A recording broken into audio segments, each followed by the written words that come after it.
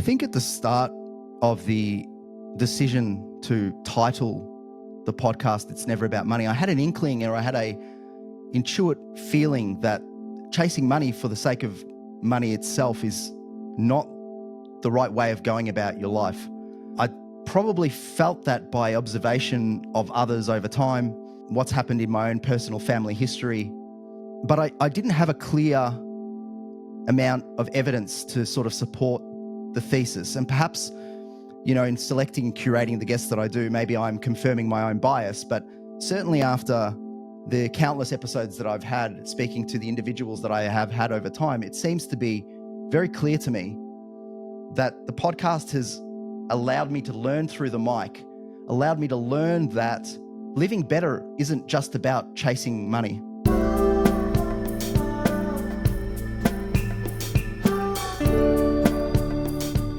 Welcome to It's Never About Money and to the start of Season 6. I hope this episode sees you in good health. And this episode is a little different. It's actually just me recording, reflecting on where the podcast has been, where it's going, and how it's evolved alongside me. Over time, this show has quietly become one of the most meaningful things I do. Not necessarily because of how often I publish or how many people listen, but because of what it allows me to explore. It's really about health, about purpose, about legacy. And it's about learning and being curious and developing myself. In this opening episode, I want to share how the podcast has shifted creatively, thematically, and personally. Why I've chosen to lean into curated seasons and why this one, focused on health, feels especially resonant and important. I'll also talk about something I'm genuinely proud of, being named a finalist for the 𝐼𝑡'𝑠 Professional Advisor of the Year. The podcast has played a quiet but powerful role in that, not as being a promoter, but as allowing me to develop to be a better listener and an advisor, and hopefully a more thoughtful human being. So this isn't just the start of a new season. It's a look at why I do this, how it connects everything else in my life, and what I hope you'll take from the episodes to come. Let's make a start. When I originally began thinking about creating this podcast, it was born from creative energy that was burning inside of me during the COVID period. Really, at that particular point in time, I was really wanting to make sure that at the end of that period, that I could look back with a sense of pride at what I might have created and what I'd developed. At the time, I was learning a lot about music production skills, specifically a program called Ableton, which is a sort of music engineering software. And I enjoyed it so much during that period, and I spent so much time on it. I thought to myself, how could I leverage the skills that I'm learning in this musical world in something else? And I decided maybe a podcast would make sense. And at the time, really all I was thinking was, how do I make a sustainable podcast, something that I'd like to do longer term? And I thought originally, there is no way that just looking at it as some sort of promoter for my business would allow it to be sustainable. I thought maybe I'd do it for a period of time and get bored with it. One of the things about me is that if I don't do something that I really, really am passionate about, I get bored very easily. And so it was important for me to do something that was interesting. And I thought, I have a lot of interesting conversations with my clients, usually related to the things outside of direct conversations with money. So what if I brought that in to some sort of a podcast that would allow others to get benefit and all of the benefit that I have received over the years? So as a young man, being able to work with retirees, I had some insights, incredible insights into, you know, the challenges in life, the transitions in life, the different aspects of phases of life that come with certain challenges, opportunities. And it felt that I was so privileged to run my practice in the way that I did. Not only am I able to help people, but I'm able to learn off people and observe and perhaps even institute some of the great ideas that others have been implementing, unbeknownst to them, of course, that they are doing something so incredible. So at that particular point in time, really the podcast was just an idea for a win-win, merging two worlds. And so, you know, between writing the music for the podcast, editing it, and putting it all together, and then finding guests that I found that were interesting, I began the journey. And what's been interesting is that there is this kind of, I'm driven by my own curiosity. I really can't fake interest. I've determined over time. It's very difficult for me if I'm finding something or to speak about that doesn't sort of provide that level of curiosity that I need. And so the guest choices and the topics that I follow need to be in line with my own personal interests. And that's why it takes a little while for me to actually form a season. We don't produce as much content as a result of that. And it's deliberate. It gives me enough time to think about what it is that I really want to be communicating. It was also, for me, about my own wiring, the way that I learn. I learn by vocalizing. It's my style. So when I need to learn something, I will literally communicate it out loud and listen to myself in real time and determine whether it is the right theory, solution or not, and amend. And so by having a podcast and being able to paraphrase guests and being able to stop and ask additional questions, it's a way of me being able to engage in the learning process, which is much easier and simpler for the way that my brain is wired. The amount of personal growth that I've actually had over the past 5 years, I'll often remark to friends, has been far in excess of the previous 10 years. And that's as a result of the pre-vetting process, the due diligence, the reading of books, the speaking to these particular unique individuals, holding these podcasts. It's been truly profound, and it really accelerated my rate of growth. And I've been able to implement a number of things in my life that has been really massive game changer. Some of the things, as an example, within the business, supporting 𝐽𝑣𝑒𝑟, which is an organization that really looks after financial literacy in Papua New Guinea, and understanding what the issues and the concerns are with wealth inequality and the safety and violence that goes on there, and why that potentially happens. It's been a real game changer and an eye opener for us, and also being able to contribute to the financial literacy courses there ourselves has been a real meaningful endeavor. But then all of the health aspects that I've been able to pick up, the personal development, it's been incredible. I think at the start of the decision to title the podcast "It's Never About Money," I had an inkling, or I had a intuitive feeling that chasing money for the sake of money itself is not the right way of going about your life. I probably felt that by observation of others over time, what's happened in my own personal family history, but I didn't have a clear amount of evidence to sort of support the thesis. And perhaps, in selecting and curating the guests that I do, maybe I'm confirming my own bias, but certainly after the countless episodes that I've had speaking to the individuals that I have had over time, it seems to be very clear to me that the podcast has allowed me to learn through the mic, allowed me to learn that living better isn't just about chasing money. Living better is about allowing the financial world to enable you to move through the important factors of life that really contribute to our well-being. Again, these things are intuitive. It's health. It's having a really meaningful career. It's being able to give back. It's being able to develop yourself personally, spiritually. It's these things, these matters that absolutely matter. It's our connection with our families, and spending time with them, which I think in this world can be really challenging, even though we all know that it's super important. So the podcast has really helped me identify what are the right things to focus on, and what are the headwinds that I should really try to avoid or reject. And I hope those listening have felt the same way and have been able to, and are encouraged to make those changes in their life. Like I said, it's an ongoing journey. It's not about perfection. For me, it's about progress. I often make the analogy with friends that I'm a little bit like a CPU, in the sense that there's a hardware there. There's a central processing unit that is kind of innate to me and really hasn't changed too much over time. It's who I am as a person. It's what drives my capability and my potential. But on top of the CPU, we've got this sort of software upgrade that keeps occurring. And this software upgrade is really about changing your version every single year, every single day, improving and taking steps to improve.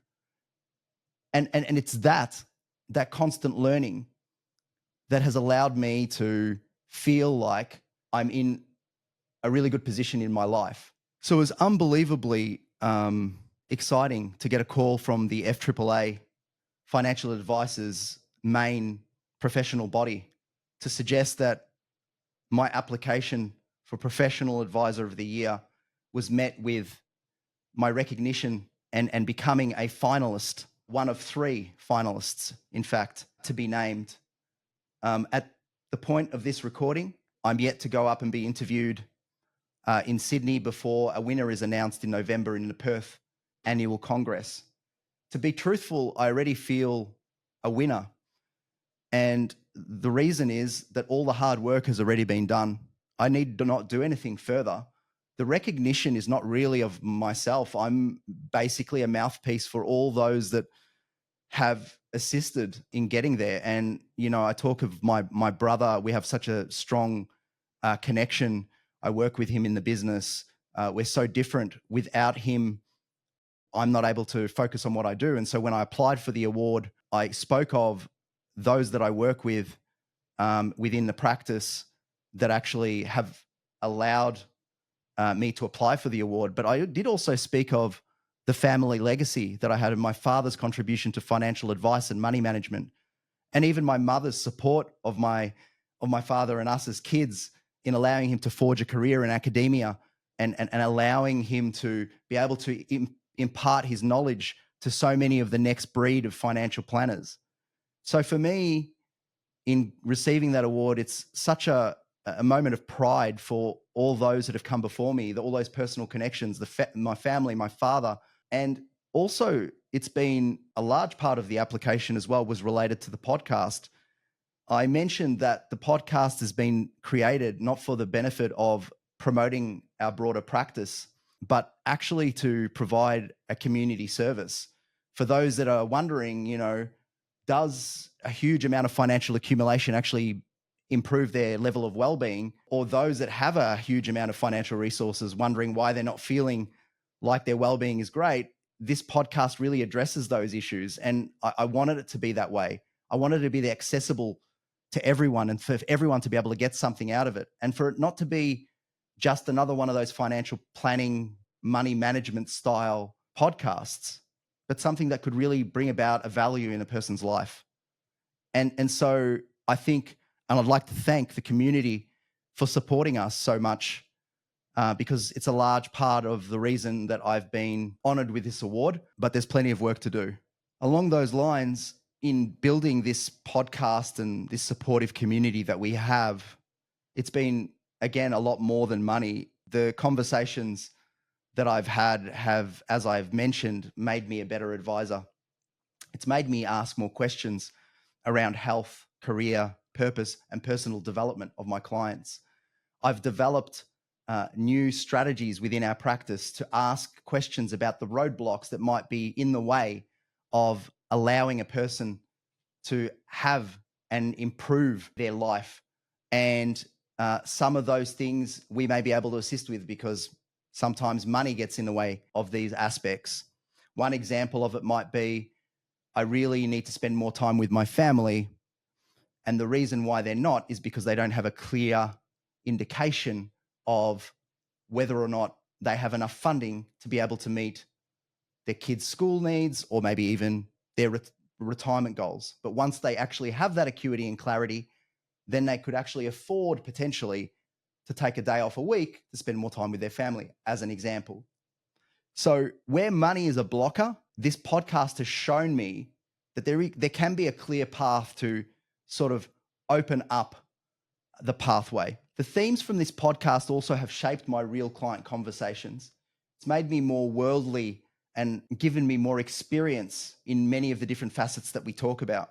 So you will and may have noticed that with time, we're up at season 6 now, quite a few episodes. It takes quite a long time to pre-vet the guests, to curate the list of guests, to read the books, to determine the questions, to do a pre-interview chat, to speak to the guests, and then to do all the editing and sending the materials and so on. Especially when the podcast actually does not generate any revenue in and of itself. You might have noticed that as the seasons have gone along, the episodes within the seasons have changed in terms of the number of episodes. The frequency of posting has, or uploading or dropping the podcast, as they call it, has declined. I have felt a pressure from day one to produce as much content as I possibly can. I'm reminded by a comment that Lauryn Hill made about her songwriting, that she took a long time to produce her next album after her very, very critically acclaimed one. I can't remember the name of it off the top of my head at the moment. But her comment was that in order for her to produce anything, she needs to live life. The reason why her critically acclaimed album did so well was because she had lived life and it resonated with people. The pressure to just produce content for the sake of contents itself, again, is a little bit akin to worrying about the podcast being a moneymaker. And I'm not. I simply am not. I am about producing content that's evergreen, about producing content that actually is meaningful and valuable. And if it needs to take its time, it needs to take its time. I am a full-time financial advisor, and I have obviously a lot of commitments. But I think while I'm living in that world, I'm better able to produce content that is based upon the real world and giving myself time to really think about it and curate the guests than to just keep producing and finding guests wherever, nilly-willy. So what we're going to see going forward is a more creative pursuit. Fewer episodes, more meaning. Podcasting isn't my first job. It's an expression of my passion. The time that I have away allows me to deepen my reflections and produce better content. And what I want to do is create seasons that have themes. And those seasons have episodes in it that are almost more connected to each other. And I think that'll make, much like when you think about the way an artist, a musical composer might produce an album or an EP, there's a kind of color palette that they will use to produce each of their musical scores. And so in the same way, that's the way I'm thinking about the podcast. I hope that you can see that there is almost a aesthetic shift to it. And there is a lot of attention and detail that I've thought about in producing each episode, but thinking about the sequence of the episodes, how many episodes, and how to release them. So on to this season. I'm incredibly proud of the fact that this season could be a game changer. Why did I pick health as the theme? And what do I hope that people will take away from it? Well, I chose health as a theme, firstly, because I know that it was a fundamental pillar in building a meaningful life. Most people, again, intuitively will know that without good health, they can't spend enough quality time with their family. I mean, certainly people with terminal illness do not take that for granted. And I have a number of people, both within my practice, lived experience through my family and my father, that have had this situation. And you can see the gratitude for every day that they spend with their family. Yet, for some reason, when it comes to our own personal health, sometimes we can ignore it because I think we are often distracted by the signposts that society put in front of us, usually related to economic and productive activity, which there's nothing wrong with economic and productive activity. And I think it in some way, in a balanced way, feeds back into good health. But in many instances, there are examples of people that are overworked, tired, neglecting their own personal health, and it has significant consequences on them and their family. And so to that end, that's what this season is about. This season is about helping people reevaluate how they're leading their lives, how they're thinking about their health, and hopefully being able to take a detour, move in another direction. And that's what this, again, this broader podcast proposition is about, being able to assist people to make good decisions in their life. I've chosen a diverse range of health-related professionals and practitioners, from people who are interested in neurobiology to exercise physiologists to hormone specialists. It's been an eye-opener already, and I hope you enjoy it as much as I do. I think, on reflection, health and family are the two main drivers for me when I look at the kit of living a meaningful life. And when it comes to health, I'm reminded of my father's experience and how once he was diagnosed with a terminal illness, there wasn't a day that he wasn't grateful to be able to spend with his kids and his wife and in the community. And he also continued to work because he found so much meaning in that work as well. But I often reflect on what were the causes of his deterioration of health. Was it just genetic? Was it environmental? Was it early days trauma? What was it? And I often reflect on that because in some ways it impacted me so significantly in my life that I really wanted my other family, the remaining members of my family, friends, and myself to really observe what proactively might be good measures to improve our health so that we can have long and full lives and spend time with each other, not wonder what our lost loved ones might tell us in a trying situation, but actually have them there with you. So health is, as you can tell, incredibly important for me from that perspective. And I hope to share with you and be vulnerable and open and transparent about some of the endeavors that I will be taking to ensure that I'm aware fully and transparently of my own potential challenges in the future. It would be really irksome to me if those that were listening felt that there was almost a judgment for those imposed on those that aren't potentially doing the things that I do or that, that are suggested through the podcast. This is about, again, trying to help individuals understand and build an awareness. We all have our blind spots in life, and I certainly still do. I will say, though, in some ways, it's strange to say that I seem peculiar. And I seem peculiar when I'm around other individuals when it comes to not really having alcohol in my life, not drinking coffee, having routines around my sleep, focusing on my nutrition and what I eat, exercising quite regularly. I don't see them as quirks. Others may. I see them as survival strategies for me. Again, based upon my wiring, I just don't tend to thrive and do well, and I can't be successful if I'm not observing those aspects. And maybe it's taken me till into my 40s to really understand that.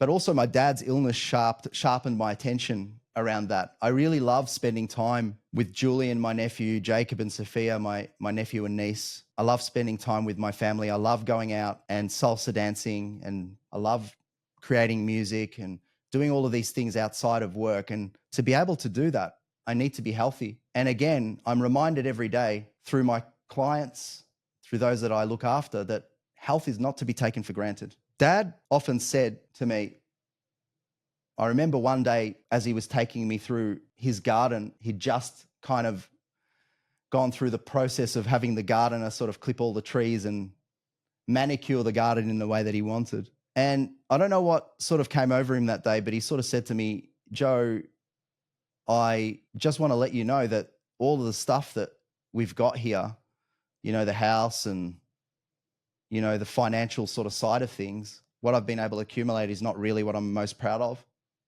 I'm really proud of the way that I've been able to bring up 3, great kids, the love that I've had for my wife, the ability to help the community. It's those things that I take with me, none of the other things. I think in illness, I think we really need to take stock of what people say when they're ill and what they're grateful for. And in my research and speaking to others with similar plights, it's been really clear to me that no one ever says, I would have liked to have worked more at the end of their life. Dad's illness gave him time to reflect and to prepare for the end. And he really understood, in my opinion, what matters. Without a doubt, that his journey made me more intentional about my own. And for that, I'll be forever grateful. So I want to take some time. We often talk about this connection between health and money, because that real connection between health plus money really equals true wealth, in my opinion. It's about well-being over accumulation. So when we think about broadly what money management, financial planning, wealth management is really about, it isn't just about money. It isn't just about concessional contributions into superannuation. You know, how we might be able to invest by borrowing money, negative gearing style, into a property. It's about using our resources in the most effective way to make life worth living. My dad would often say, we need to look at people's financial health, not their financial wealth. We need to look at them in the way that doctors look at them, identify and remove the blockages that are there on a path to wellness. This is where money can really enable us. So wealth is a tool that we use to be able to facilitate these very important aspects in our life. It's not the point in and of itself. In the past, the word wealth has been used to describe more than just money, but it has changed and morphed into, when we think about wealth, we think about dollar signs. And I don't think that actually meets the full picture of what wealth is all about. When it comes to my own personal practice, beyond the spreadsheets, beyond the incredible financial strategies that you might create for a client, often people will not implement your suggested strategies if they cannot be motivated to implement it. And they're not motivated to implement it where they cannot see a connection between the money and the betterment of their life. In most cases, that is true. There is a small cohort of individuals, however, that for some reason, and I don't know the answer, maybe some other financial advisors might be able to answer this for me better, they are focused on the financial accumulation for it and are deeply disconnected from what the financial accumulation will do for their lives. As an example, I've had several individuals, and I'll, maybe merge this person into a fictitious person that is based upon real world experiences. The archetypal husband and wife, where the husband owns several businesses and is overworked, tired, self-reported unhealthy. The wife is very unhappy, can see that her husband is not doing too well, would like to have retired and spent more time on holidays and spending more time with the grandkids, but it's just not happening. And the question when inquiring to this husband, how much is enough money for you to stop? He'll have a dollar sign in his mind. So he'll say, okay, well, it's $5 million. And I'll say, well, what if I was to say that based upon your needs and objectives, reality of it is you only really need $1.5 million to satisfy the objectives that you have. So the rest is actually surplus. Would it be worth foregoing some of that surplus to be able to live a meaningful life now? And the answer is, I need $5 million. Now, in that instance, the person is incredibly disconnected from what is important about money and is only focused on the importance of money. And it's my intention to spend time with people, with clients like that, and hopefully have converted some of my listeners on the podcast to thinking more intentionally about their money, because we are only here for a very short period of time. So this is a season of help. It's a bit of a fork in the road. I really hope that this sparks in our community a moment to pause and potentially recalibrate and ask what needs attention in my life when it comes to my health. Even a small change can lead to a positive transformation, in the sense that just having an awareness that this is a problem and that we're distracting ourselves from this problem regularly is the starting point of change. And to know that there is and there are solutions out there to most of the problems that we face and encounter, if we're courageous and brave enough to face that and to deal with the torment of pattern change. Pattern change is incredibly difficult to deal with. It's often abrasive and there's a lot of friction and cost in trying to alter your path. It's not comfortable. It's not usual. But sometimes it's ultimately necessary, regardless of where we are in our age and our phase of life.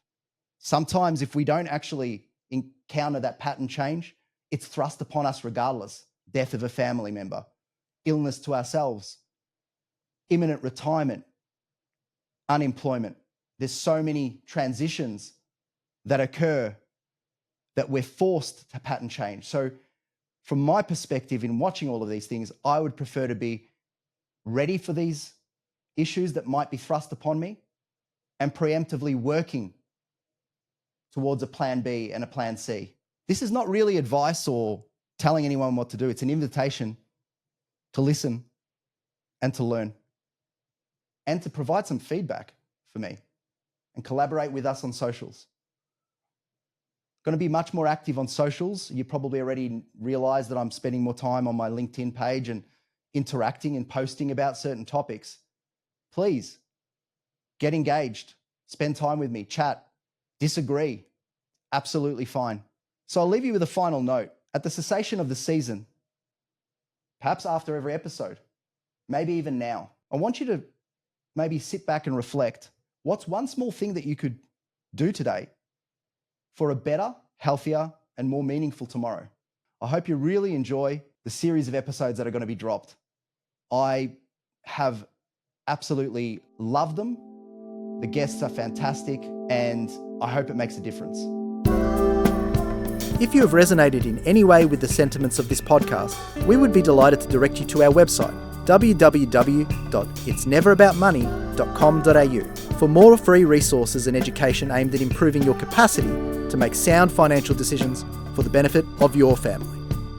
We wish you every success, however you define it.